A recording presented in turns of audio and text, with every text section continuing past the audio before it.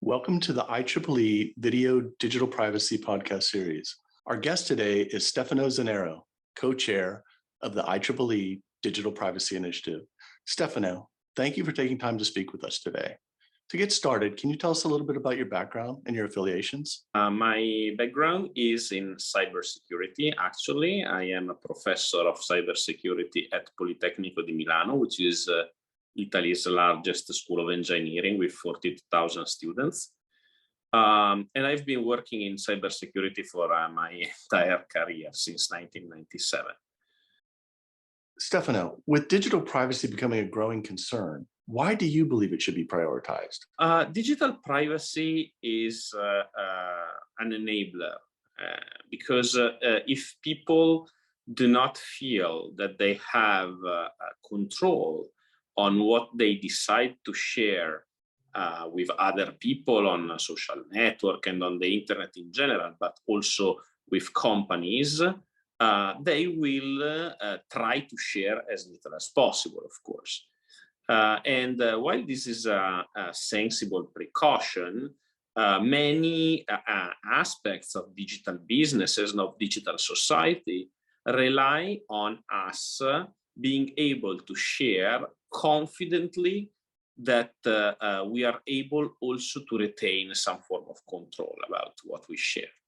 So when we share digital data such as our location data, because we want to make use of some services that are enabled by location and that can only be provided if we share location, we will do that more confidently if we know that this data is going to be protected, used specifically for what we want, and not gathered and then used in some way against us or for things that we do not specifically authorize.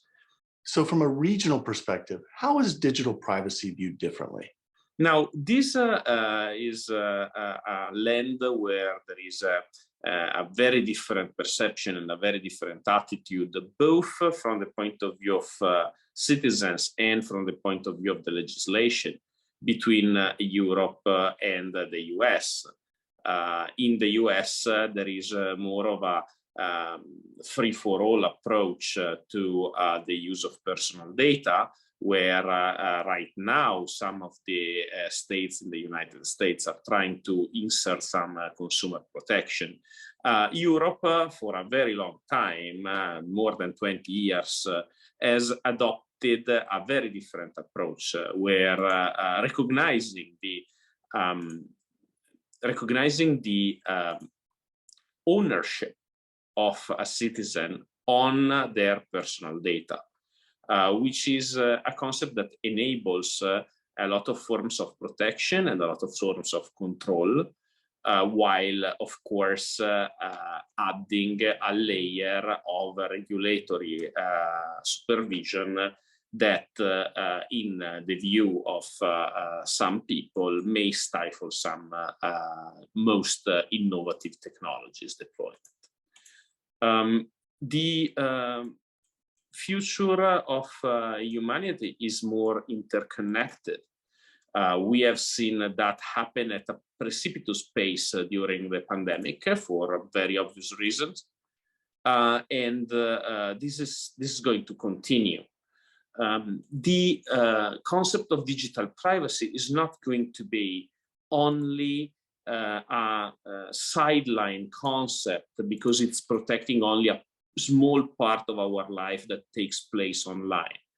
A very important portion of our life, of our work, of our social interaction, of our politics is going to take place mainly or almost entirely online. And in this case, digital privacy, the protection of the data that we share and the control that we can exert on the data that we share is going to be paramount.